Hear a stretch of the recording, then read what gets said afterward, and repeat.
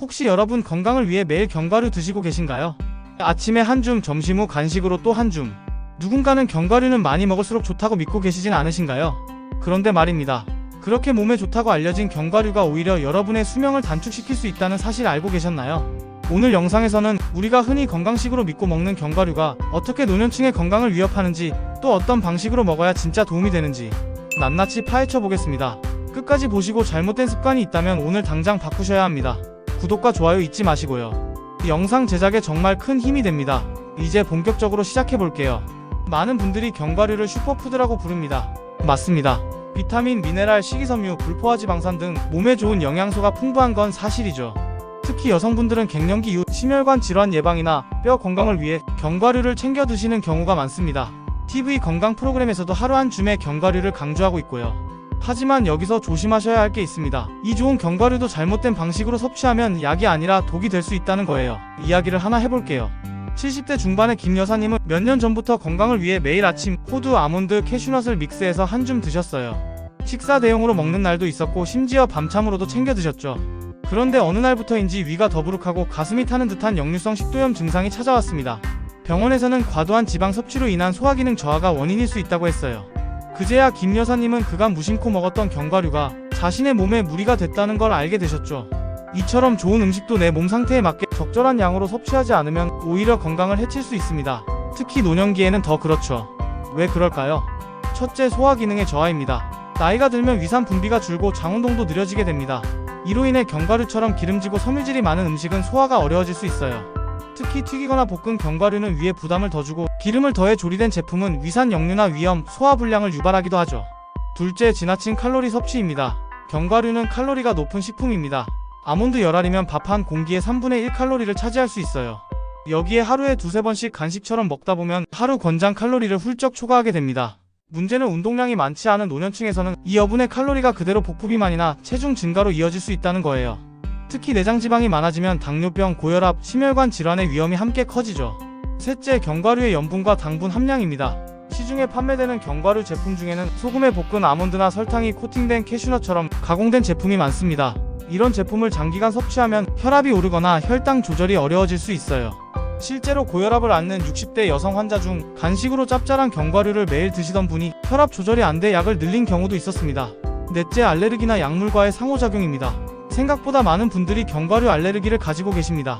또 와파린 같은 항응고제를 드시는 분은 비타민 K가 많은 피스타치오 같은 견과류와 함께 먹으면 약효에 영향을 줄 수 있어요. 그런데 이런 정보를 모른 채 좋다니까 라는 말 하나로 견과류를 습관처럼 드시는 경우가 많죠. 이게 바로 건강을 갉아먹는 가장 무서운 착각입니다. 여기까지 들으시고 그럼 견과류를 아예 먹지 말라는 건가요? 하고 걱정하시는 분들도 계실 텐데요. 물론 아닙니다. 그래서 중요한 건 어떻게 먹느냐입니다. 아무리 좋은 음식도 내 몸에 맞는 방식으로 섭취하지 않으면 결국 독이 되는 법이니까요. 가장 먼저 기억하셔야 할 건 하루 섭취량입니다. 견과류는 한 줌이라는 표현을 많이 쓰죠. 이게 대략 성인 기준으로 30g 정도 됩니다. 아몬드 기준으로는 20알 정도, 호두는 4쪽, 캐슈넛은 10알 이내예요. 이 이상 먹게 되면 앞서 말씀드렸던 칼로리 과잉이나 지방 섭취 문제로 이어질 수 있습니다. 특히 세끼 식사 외에 군것질로 계속 먹는 건 몸에 부담만 줄 뿐 아니라 식욕 조절 기능에도 영향을 줘요. 그리고 섭취 시간도 매우 중요합니다. 많은 분들이 식사 직후 후식처럼 견과류를 드시는데 이건 오히려 위에 더 부담을 줄 수 있어요. 소화가 한창 진행 중인 상태에서 기름기 많은 견과류를 먹으면 위산 분비가 과도하게 증가해 속쓰림이나 더부룩함을 유발할 수 있습니다. 가장 좋은 시간은 식사와 식사 사이, 즉 오전 10시쯤 혹은 오후 3시쯤 간식 시간입니다. 이때 적당량을 물과 함께 천천히 씹어 드시는 게 좋습니다. 씹는 횟수가 많을수록 소화도 잘 되고 포만감도 오래갑니다. 또 하나 많은 분들이 간과하는 게 견과류 보관 상태와 신선도입니다. 견과류는 지방이 많기 때문에 공기 중에서 산화되기 쉽고 변질도 빠릅니다. 냉장 보관은 필수이고 가능하면 밀폐 용기에 소분해 보관해야 합니다. 특히 냉장고 냄새가 배거나 습기가 차면 맛이 변할 뿐 아니라 건강에도 좋지 않아요. 그리고 우리가 흔히 건강식이라 생각하고 구매하는 믹스 견과류 제품은 이 안에는 생각보다 많은 소금, 설탕, 기름이 들어갑니다. 아몬드를 예로 들면 볶은 것과 생것의 나트륨 함량 차이가 수십 배에 달하기도 해요. 되도록이면 무염, 무가당, 생 견과류를 선택하셔야 합니다. 혹시 생 견과류는 맛이 없어요 라고 느껴지신다면 전자레인지에 30초 정도만 돌려보세요. 기름이 살아나면서 고소한 맛이 훨씬 살아납니다. 또 주의하셔야 할 점은 특정 견과류에만 집중하는 습관이에요.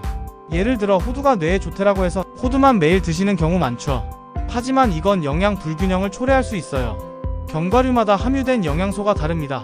아몬드는 비타민이, 호두는 오메가3, 캐슈넛은 아연이 풍부하고 피스타치오는 루테인 같은 항산화 성분이 많죠. 따라서 여러 종류를 번갈아 가며 하루 한 줌 골고루 드시는 게 가장 좋은 방법입니다. 그 중에서도 노년층에게 특히 좋은 견과류 몇 가지를 추천드릴게요. 먼저 호두.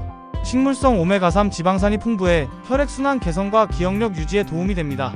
하지만 기름기가 많기 때문에 하루 4쪽 정도가 적당해요. 다음은 아몬드. 비타민 E가 풍부해서 피부와 혈관 건강에 좋습니다. 또 식이섬유도 많아서 변비 예방에도 탁월하죠. 단 딱딱하니 꼭꼭 씹어 드셔야 해요. 치아가 약하신 분은 얇게 썰거나 잘게 부숴 드셔도 괜찮습니다. 그리고 브라질 너트. 이건 조금 특별한 견과류예요.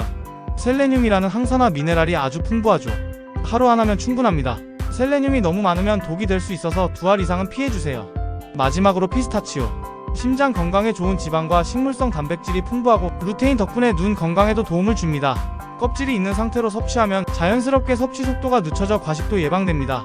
이처럼 견과류는 참 좋은 음식입니다. 하지만 아무리 좋은 음식도 잘못된 방식으로 섭취하면 건강에 해가 된다는 사실 꼭 기억해주세요. 마지막으로 하나 더 말씀드리자면 견과류는 절대 만능 영양제가 아니라는 것입니다.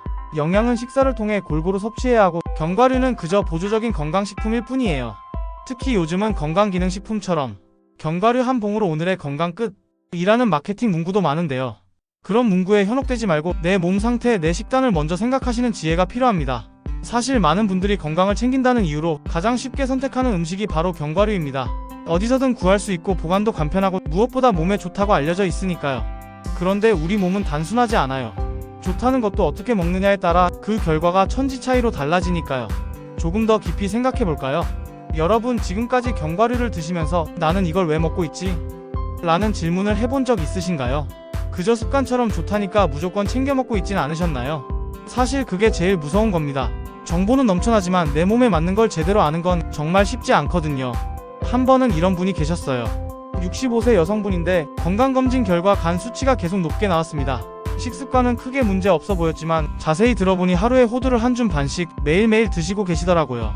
호두는 지방 함량이 높고 지방 대사를 위해 간에 부담을 줄 수 있습니다. 게다가 이분은 술도 소량이지만 자주 드셨고 운동은 거의 하지 않으셨죠. 결국 좋은 음식 하나가 나쁜 생활 습관과 합쳐지며 간을 더욱 피곤하게 만든 거였어요. 이처럼 음식은 단독으로 존재하지 않아요.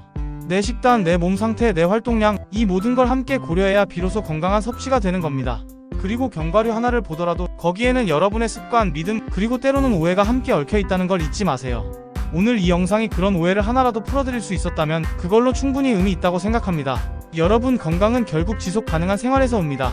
단기간에 뭔가를 바꾼다고 갑자기 좋아지는 게 아니에요. 오히려 작은 습관 하나를 오래 유지하는 게 더 큰 건강을 만들어줍니다. 그러니까 오늘 이 영상을 보신 후 무작정 견과류를 끊어야겠다가 아니라 나는 어떻게 먹고 있었지? 어떤 습관을 고치면 좋을까? 이렇게 스스로에게 질문해 보시길 바랍니다. 그리고 필요하다면 식단을 점검해 보시고 내게 맞는 적정량을 찾아보세요. 가장 좋은 음식은 지속 가능한 음식이라는 점 잊지 마시고요. 이제 마무리할게요. 건강은 멀리 있는 게 아닙니다. 내가 매일 먹는 그 한 입, 그 습관 속에 여러분의 수명이 달려 있어요. 지금 이 순간부터라도 조금 더 현명한 선택을 하신다면 분명 내일의 몸은 달라질 겁니다. 오늘 영상이 도움이 되셨다면 좋아요와 구독으로 웰빙마켓에 힘을 주세요. 댓글로 여러분의 식습관, 견과류 섭취 경험도 공유해주시면 다른 분들에게도 큰 도움이 될 거예요. 우리 모두 더 오래 더 건강하게 살아갈 수 있도록 함께 실천해보아요. 지금까지 웰빙마켓이었습니다. 고맙습니다.